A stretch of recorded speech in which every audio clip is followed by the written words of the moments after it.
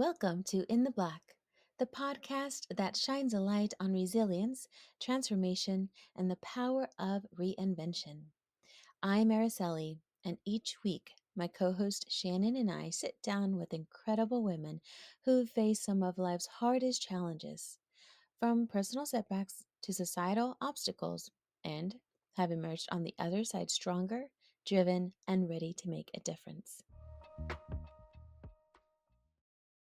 On In the Black, we celebrate these stories of strength and success, diving deep into the journeys of women who turned pain into purpose, adversity into action, and now dedicate themselves to making the world a better place in their own way. They're here to inspire, share hard earned wisdom, and remind us all no matter how dark things may seem, life is cyclical and dawn is coming.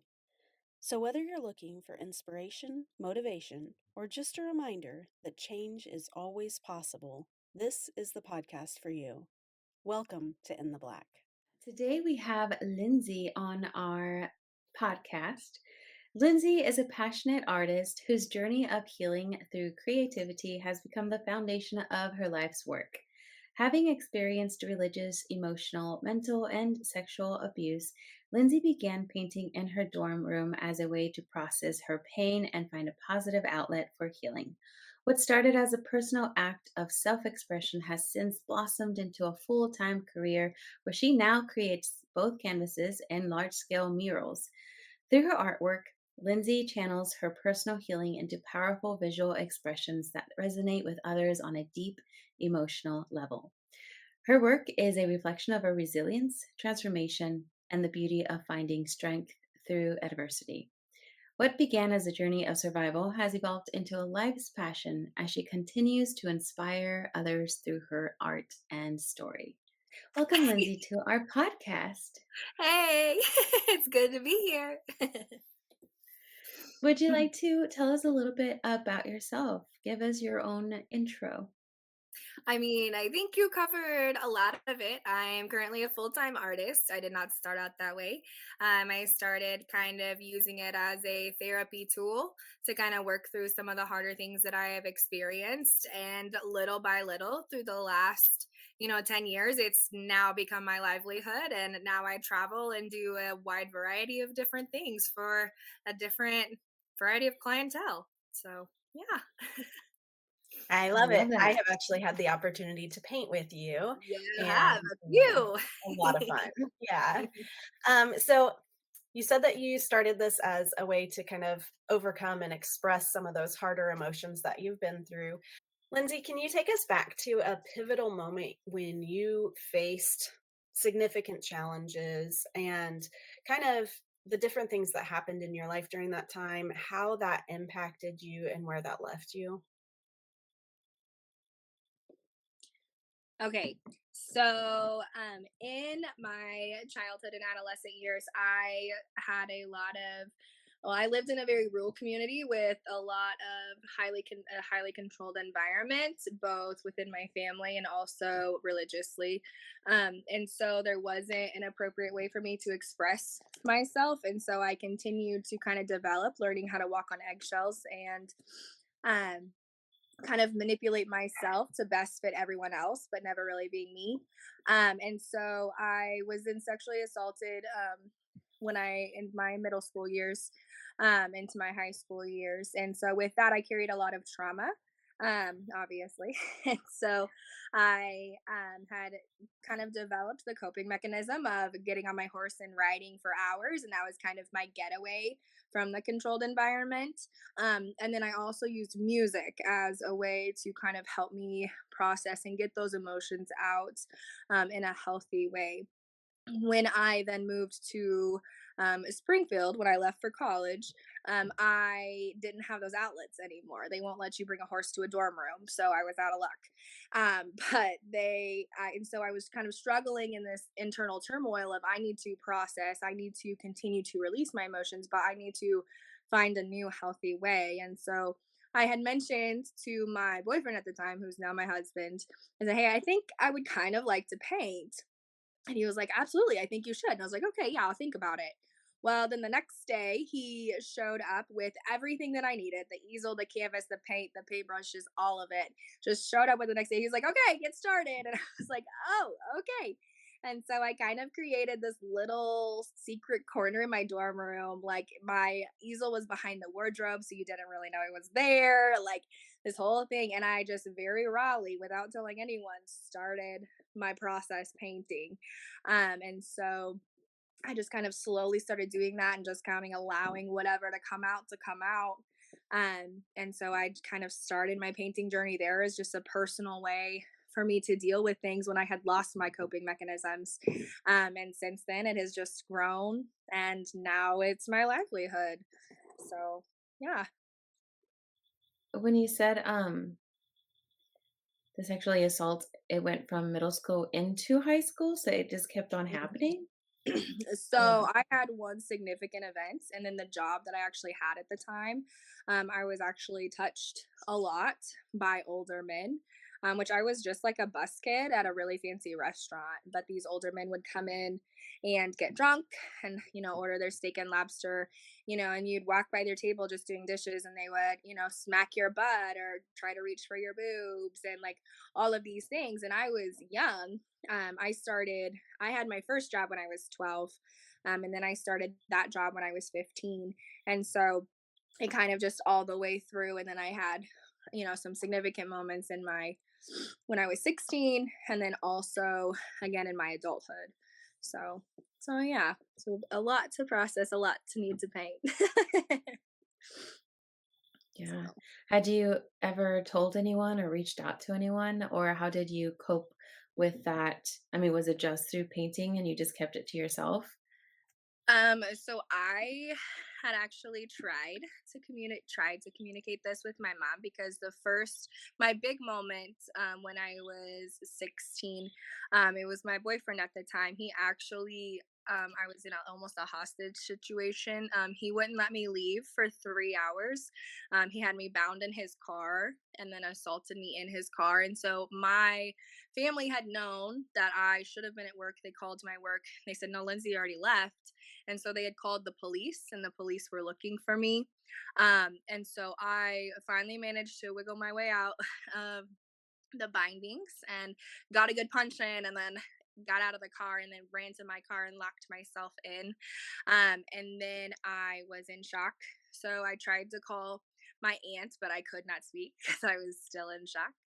And so I finally made it home, and I still could not communicate with my family what had happened to me. And so they assumed that I was being a rebellious child. And so I was reprimanded, for making the family look bad, because they had to call the cops. And it was like down to my uncles, because my entire family lived in the same, like, 5 mile radius, like down to my fifth cousins. And so it was like the whole family was there. And instead of recognizing that I had never done that before, I was a very good kid. Number two, recognizing that I was in shock, shaking, could not speak.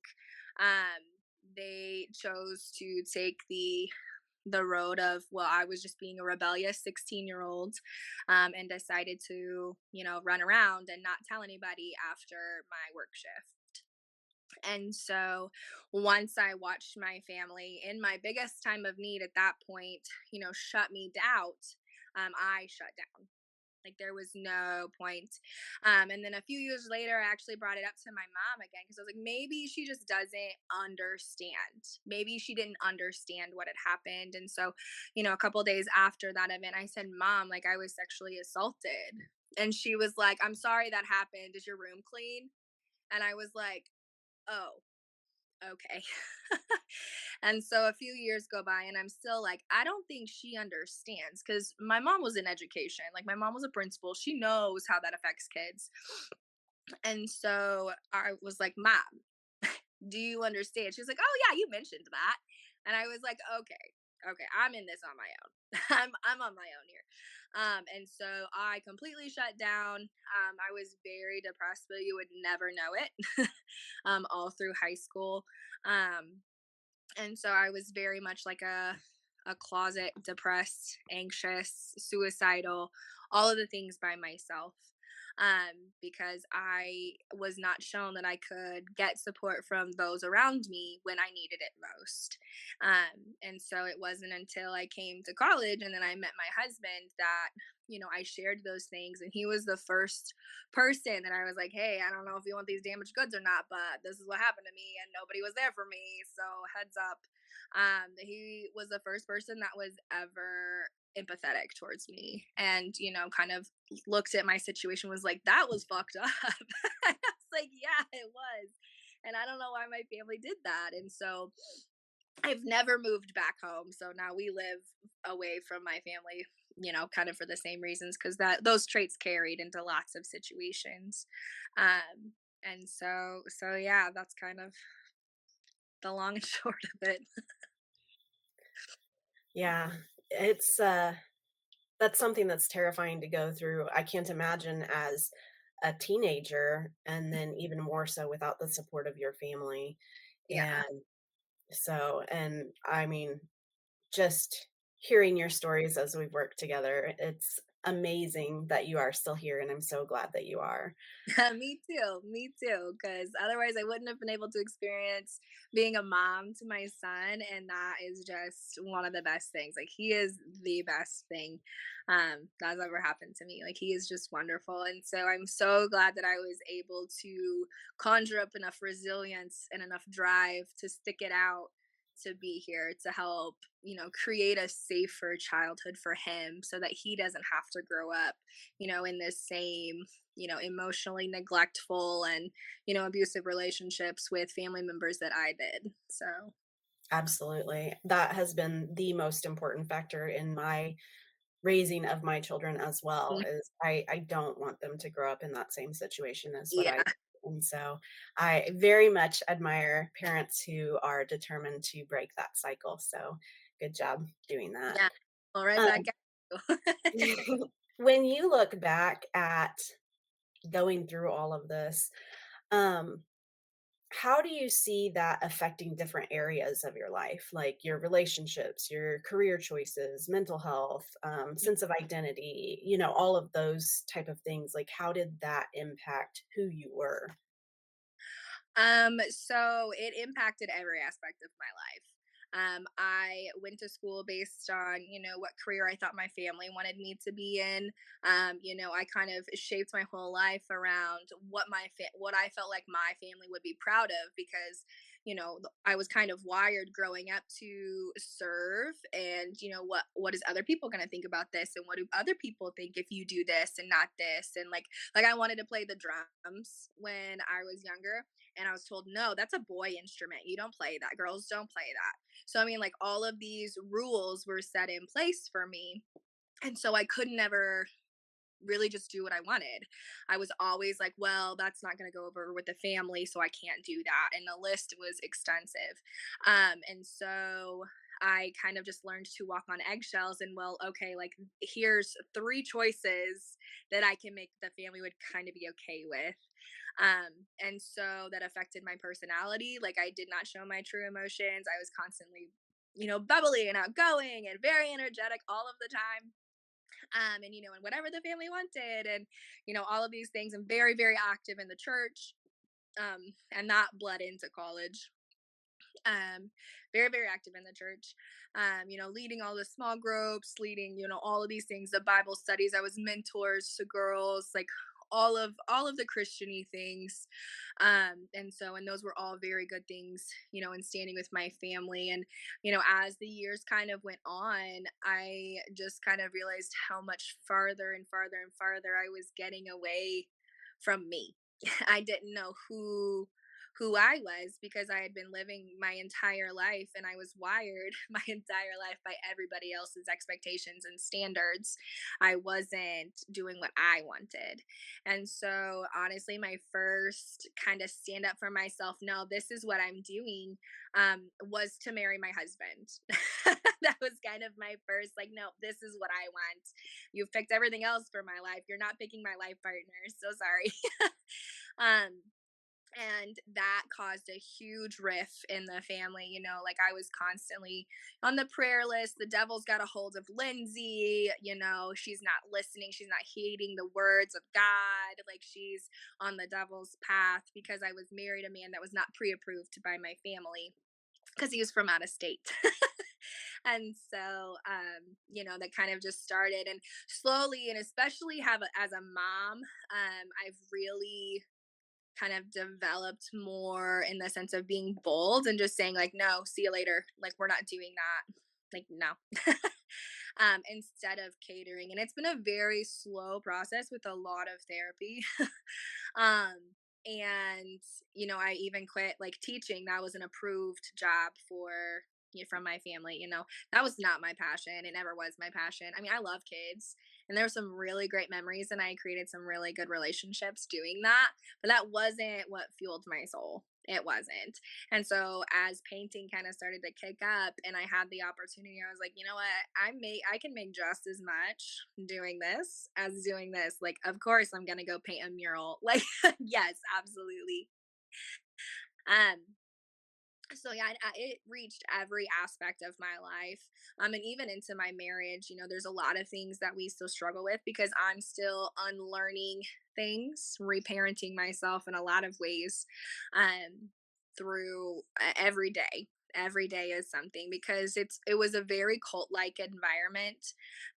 They would have never called themselves a cult, but the characteristics that are shared between my raising and the definition and the examples that we have, it was very similar, very similar. And so, um it's kind of a rewiring and still figuring out who I am and what I like, because it's what I like, not necessarily what my husband likes or what my friends like. It's what it was, just me. And so, yeah, it's affected everything deeply.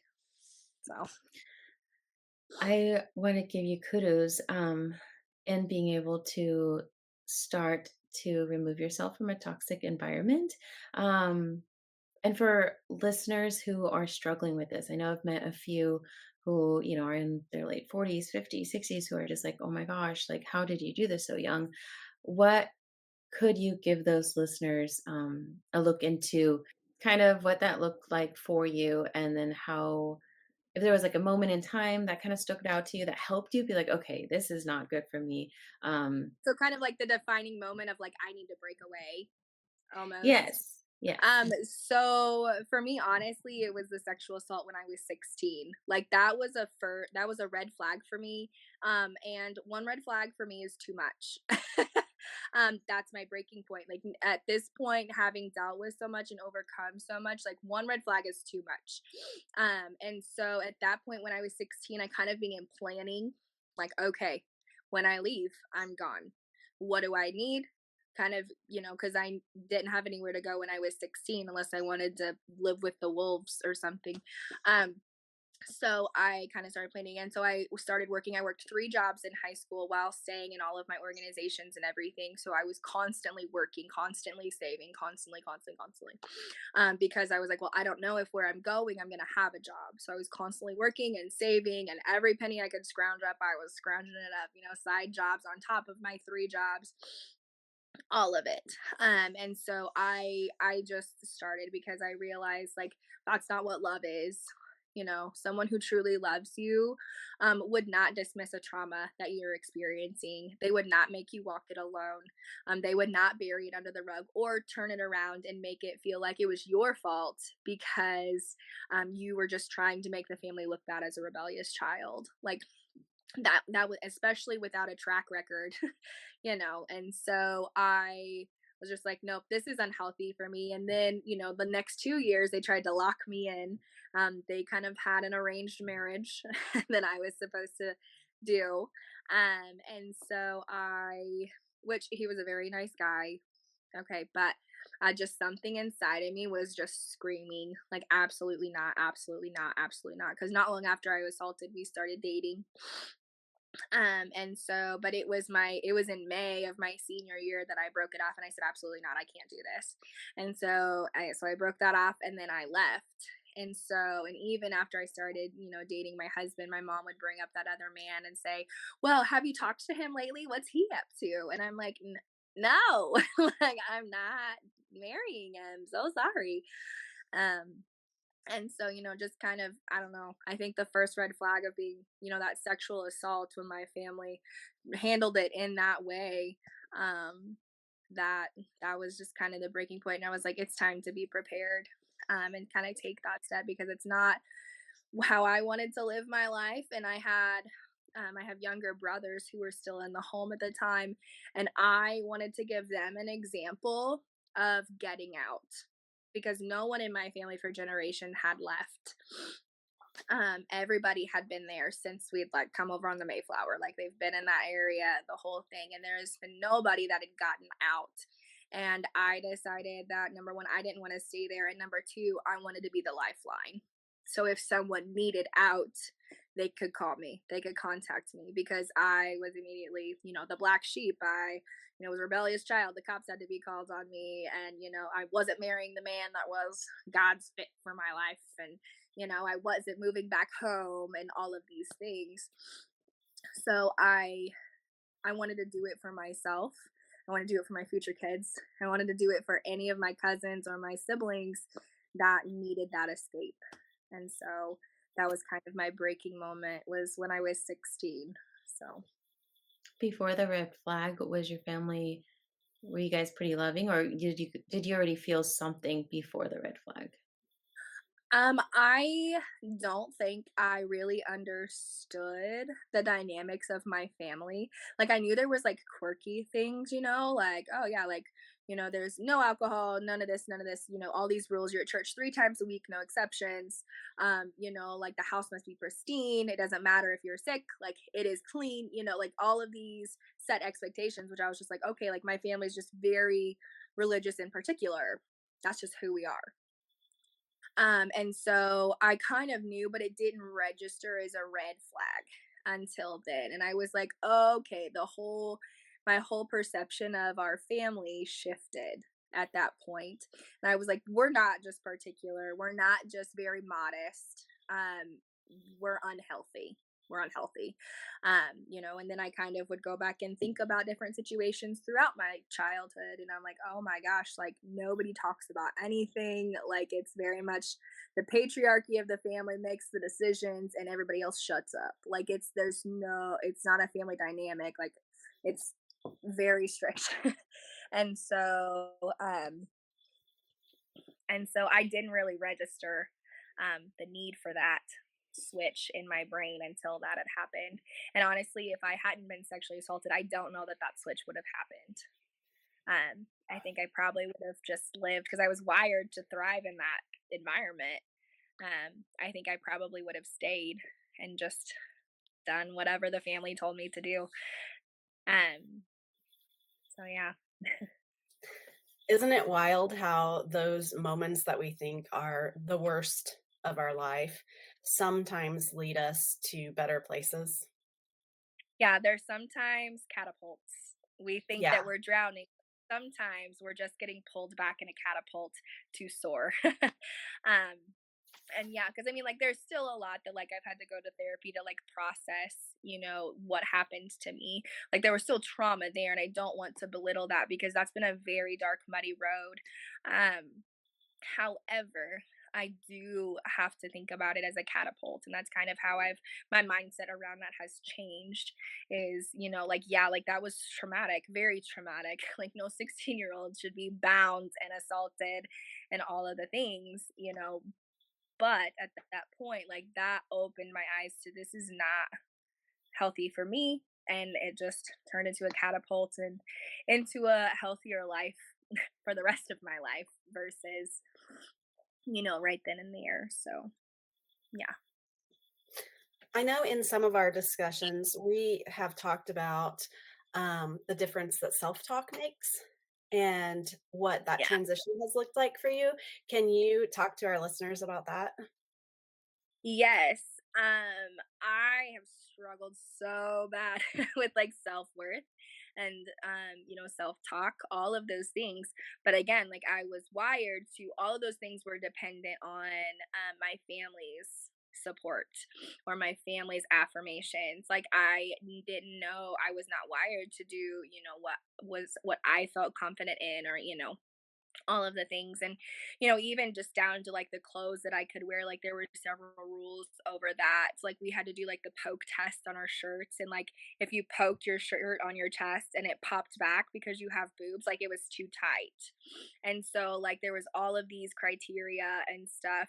And so like not even being able to wear what I felt good in, like I had no concept of self-confidence, because it was always like, well, if I did what the family wanted, then they would praise you, they would love bomb you, and be like, "Oh my gosh, you're such a good girl," and all of these things, and you're, "Oh, I'm just so proud of you." But as soon as you did something slightly, you were just cut out.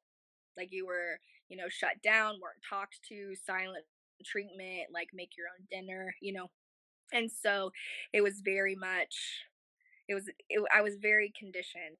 Okay, so like if the toilet wasn't clean enough, having to go get the toothbrush and clean it with a toothbrush when my mom yelled at me, like knowing that that did mean that I was a terrible person, like I didn't clean to a perfectionist standards, which is very hard to do. And so just learning that in my head and in my heart, that I'm worth something no matter if I clean the toilet right or not.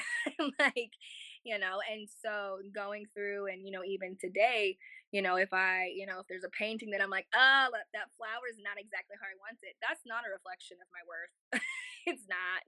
It's just a flower on the wall, and so kind of taking a step back and saying, like, no, I'm not going to participate in that way of thinking. And it is rough. Like, I don't want it to sound like, oh, one day I turned the light on and now I don't do that anymore. Because no, like, this has been decades of work that I'm still in, um, to rewire that, and honestly, like, my son has helped that so much, really, because, he has no concept of a lot of the things that when I was in my childhood that were important to my family. Like if I haven't vacuumed, he's still gonna run up and give me a hug randomly and say, "You're the sweetest mommy." You know what I mean? And so, like, honestly, like his words have been very grounding for me, because I'm like, you're right. When you grow up, you're not going to be like, oh my gosh, my mom didn't vacuum for a week. Like, she was terrible. Like, that's not going to matter. That's not who I am. That's not my worth. And so, kind of taking time to step back and kind of just sit with myself and be with myself and work through, every single thought, which is exhausting, and saying, oh, time out, that wasn't a healthy thought for me. That wasn't a healthy thought for my heart. And so I need to sit with that and I need to rephrase that. Like, okay, like I didn't like how that shirt fit. Like, ugh, I need to lose more weight. Just need to lose more weight. Well, no, maybe that shirt just didn't fit. It's fine, and it's not a worth thing at all. And so realizing how many different things I had connected to my self worth to, and slowly cutting those strings of, no, if I don't get the house cleaned every week, it's fine. It's not my self worth. I'm still valuable. I'm still valuable. Cut that string. Like if my mural didn't go exactly how I wanted, that's not my self worth. Cut the string. Oh, if this shirt doesn't fit anymore, it's fine. Cut the string. Buy a new shirt. And so it's a very slow, tedious process of relearning your thinking, or, oh, like I couldn't get everything done today. Like, nope, cut the string. It's fine. It's fine. Like I have a little one still at home. Like it's fine. There's more important things. My self-worth is not tied to all of these tedious little things that I was raised to believe that it was. So, That's so awesome. Really quickly, I don't want to take up too much time, but that is, I think I'm gonna apply that to my life, because as you're oh, speaking and like you're white and you like literally went through what I went through. And I'm like, what? A white person went through this? Mine was like similar to yours, where it was like yeah. you just live in this bubble and you don't know any different and any better. Um, but I found that when I was supporting Shannon and went to her paint with a twist, I don't know what it's called, but anyways, back in Springfield, I was, painting and she's like, okay, we're moving on. I was like, no, but it's not perfect. It's not it's not where it should be. And and it was like I had so much anxiety and it was like very difficult to do that. And I just laughed with my friend that was there and like chucked it up to nothing. But hearing you speak, I'm like, oh, just cut the string. Like, yeah. Yeah. So applying that to my everyday life is hopefully going to help me with a lot of that because, as we're interviewing people, we're realizing I can't speak about Shannon, but I'm realizing things about myself. I'm like, oh, that's a trauma response I never knew I had. Yeah. So, Yeah, it was, yeah, for me it was definitely childhood conditioning, and realizing that perfection is doesn't exist like in anything. And so realizing and sitting with that and saying like this is not adding value to my life. This is adding anxiety to my life. And I don't need any help in that department. So cut the string. So I think one of the most powerful things that art has done for me is the messy middle. Like realizing that in order to create a masterpiece, in order to create something beautiful, you will always have a messy middle. It's going to look ugly at some point, and that's just part of the process with art. But I've applied that to my life. Like if I want to have financial freedom in the future, then it might be messy right now getting all of that structured and put together. If I want my kids to be responsible, great humans as adults, then it might be messy and hard raising them as kids. And kind of everything in life is like that. Like there's got to be a messy middle if you're going to make a masterpiece. Oh, absolutely. Because there's no instant gratification with healing. There's just not. No matter what your trauma is, big, small, whatever. If you feel like it's small, it doesn't matter. There's always, always, always a messy middle. And without that messy middle, in painting or in life, like the quality of the product goes down if you're missing that component. Like you have to have the messy middle. Otherwise, it's quantity over quality, which in healing is a terrible idea. You don't Healing is not a checklist. And so you really have to slow down and trudge through all of the messy middle to get to the end result that you want. And I have found with painting, especially commissions, it blows my mind sometimes. Like, I'm like, oh my gosh, this painting is going south. It is going south. This is not at all what I had in my head. I can't get it on the canvas. And then I'll send a picture to, my client, and they're like, this is the best thing I have ever seen. And I'm like, okay. Like letting it go that like I'm not projecting my expectations on them and they're just loving my messy middle. They think that it's fabulous. They're loving it. They're so excited about it. And sitting back and realizing and saying, what I'm still cutting those strings of that perfectionistic mentality, like, oh well, that abstract piece, like that curved a little more than I wanted, that they are just loving it.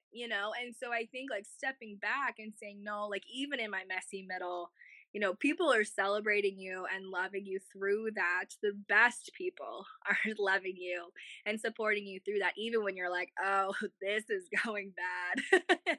And I think like that's a really good perspective while you're going through your healing and cutting those cords is who's standing with you in your messy middle.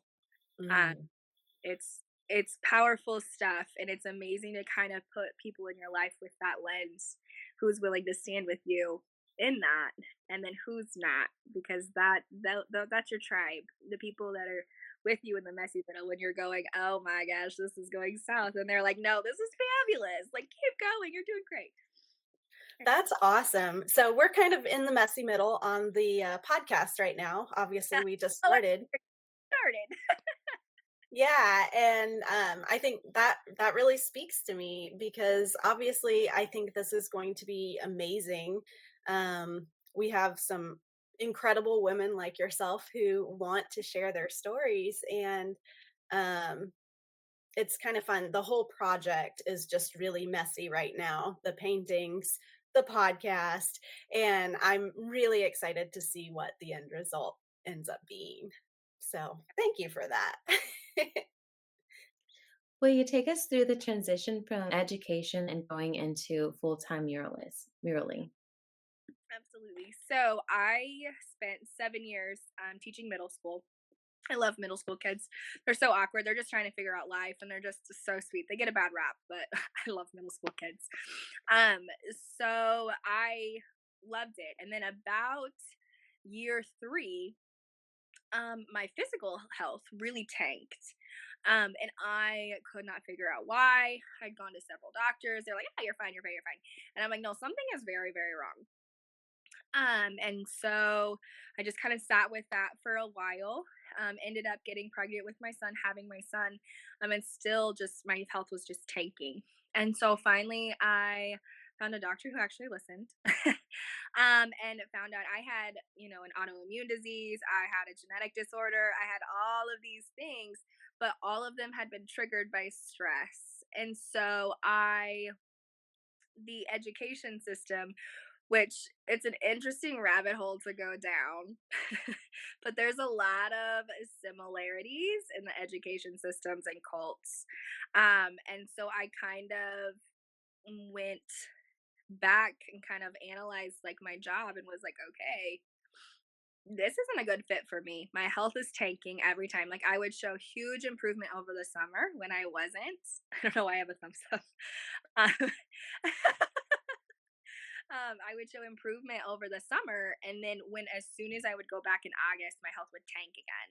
And so my doctor initially was the one that told me, she's like, "You've got to get out. Like, that's not good for you. It's not good. You've got to do something else." And I'm like, "That's fine. It's not good for me." And so at that point, kind of year three, year four, I kind of did the same thing when I was 16. I was like, okay, what do I need to do? And so at that point, I had, painted. It was kind of out that I was a painter. And so I was kind of doing random canvases throughout the year, for different people as gifts or whatever. And so then I was like, well, I met a friend of mine, well, a mutual friend, Samantha Cox. And she is a full time muralist. She started a few years ahead of me doing it full time. And I was like, oh my gosh, your job is so cool. Like, what a dream job. Okay. You just paint and people are like, take my money. And I'm like, what? Like, that is a real thing. Because again, like I graduated with 18 in my graduating high school class. Like I'm from a very rural area. Like that wasn't even a consideration.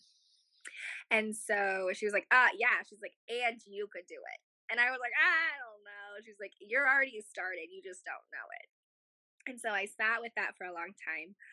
And then finally my doctor was like, you can't do this anymore. And I was like, well, what if I did that? And so I kind of started being more public with my paintings. And then, I got asked to do some murals in some schools. And so it's kind of started organically growing. And so I did murals and everything on the side for 3 years because, again, I wanted to make sure I had enough clientele that I could leave and sustain myself. And so I did that on the side for about 3 years while I also taught. So I would wake up early in the morning, I would paint, I would teach, I would come home, get my boys to bed, I would paint some more, and then go to sleep for a few hours and do it all again. So I did that for 3 years. And then finally, I had had enough and I was burnt out beyond belief. And I was like, it's time to make the jump. And so I did. And so now I've been full time for 3 years, and it's been wonderful. It was kind of another one of those moments where I stood up and said, nope, I'm doing this for me. Um, and so I left education with the uproar of my family, and they still continue. Like they're starting to come around that I'm not quitting. And so they're getting better with accepting that I'm not going back to education. Because for a long time, it was very much like, oh, well, she's just doing this while she stays home with the baby. Because that's what mothers are supposed to do. You teach and then you stay home with the baby and then you go back to teaching. That or be a nurse. Those were like the two jobs for women. If you were going to if you were going to have a job. I kind of did that and I was like, nope, this isn't a hobby. Like this is my new career. I'm doing this. I'm doing this.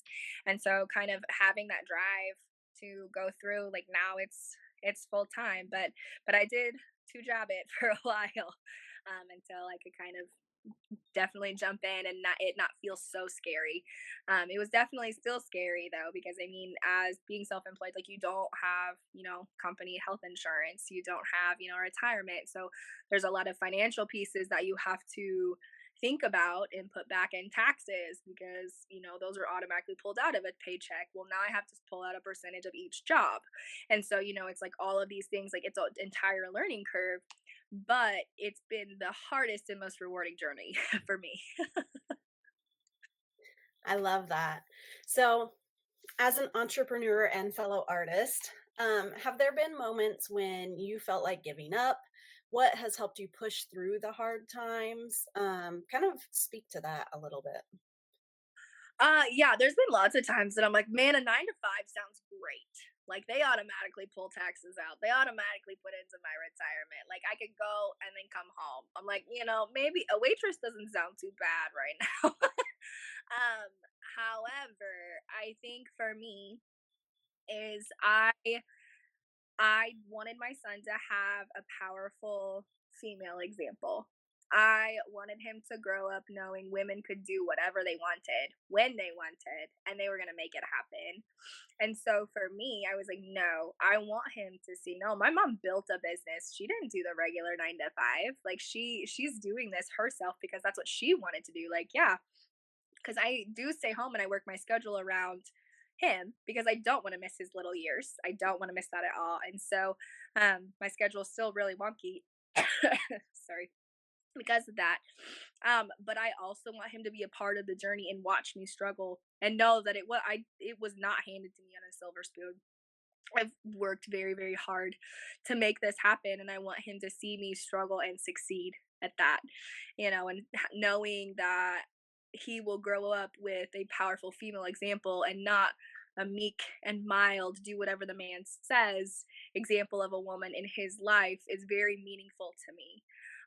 Because a lot of the women in my family were, whatever the man says, that's what happens, and you don't question it. You just nod your head yes. You just take care of those babies. That's all you need to do is just take care of the babies. And I refuse to be belittled to that. Um, I don't want my life to go like that. I don't want to be thought of oh well, yeah, she raised children.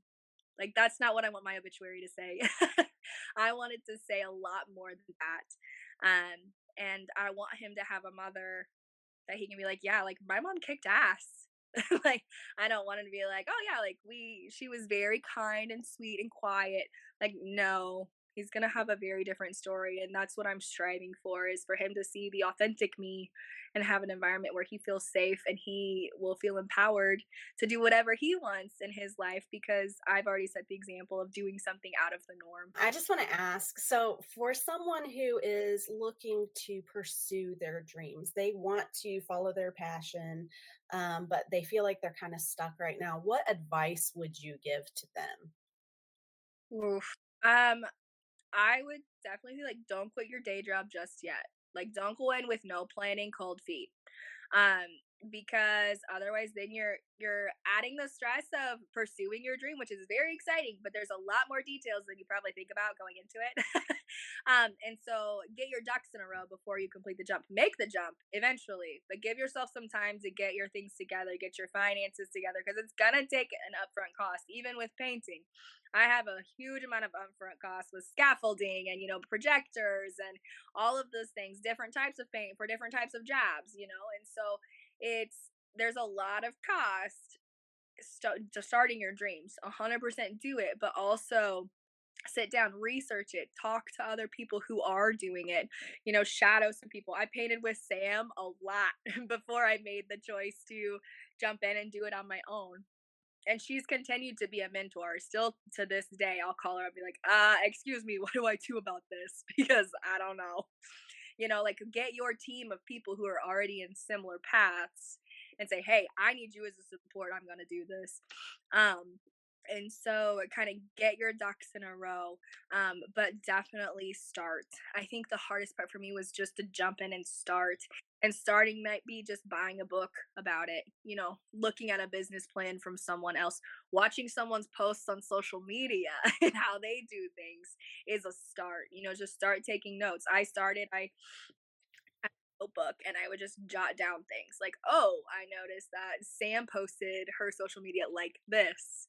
I'm going to write that down. I liked that, and understanding that when you start, you're going to have people who are like, what are they doing? Why are they doing that? So brace yourself for the opposition because it will happen no matter what you're doing, what field you're going to. Like, well, why are they doing that? Like, they're fine in the 9 to 5 or they're fine doing this. Brace yourself for that, but be confident in yourself enough and love yourself enough to make the jump to your dream because it is worth it. It's tough. It's tough as hell, but it's worth it. Absolutely. All right, last question. So being in the black is a financial term for being in the positive. And so in your own life, as you've experienced your journey so far, what does being in the black mean for you? Oh, you and my therapist are on the same wavelength because she literally asked me last week, like, what is success to you? And I was like, it's still in the draft folder. It's still in the draft folder. Because I think for me, like, it's not, you have to kind of think about it. Is success a financial success? Is it a emotional health success? Is it a tangible success or is it a feeling? And so for me, I've kind of separated it out because I'm a detailed person. I'm like, okay, well, what is my financial success? Well, my financial success is to cover my bills, okay? And then some. I like to travel. My husband and I like to travel. So I need to be able to do my travel fund. Well, what's my travel fund on top of, everything else? So what number is my annual financial success? Then breaking it down to, okay, what is my personal success? Like, did I have personal growth?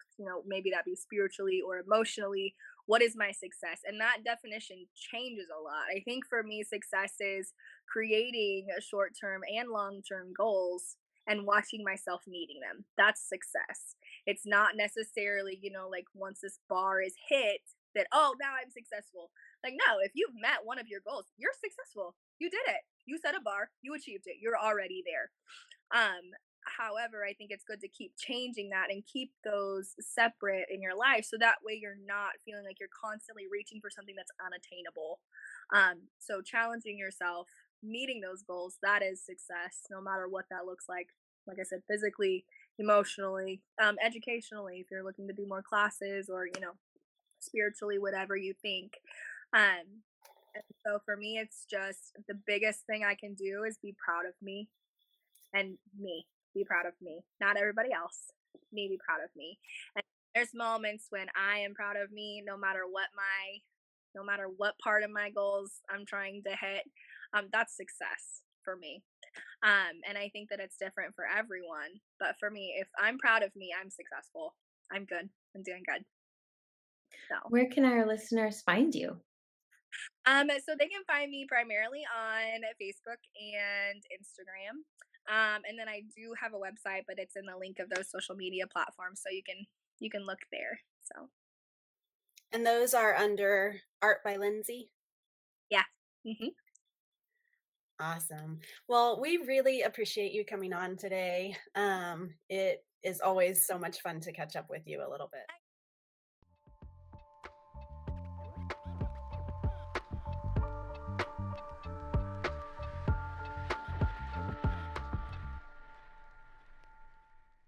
Thank you for joining us on today's episode of In the Black.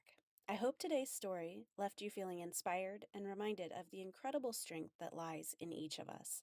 Our guest today has taken her toughest challenges and transformed them into something beautiful, reminding us all that even in the darkest moments, there's always a way to find light in the world.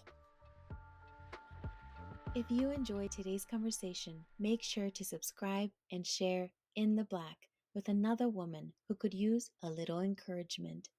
Together, we're building a community of passion, purpose, and power. Until next time, stay strong, stay inspired, and remember your story matters. Your choices change things, and being your most authentic self can and will change the world around you.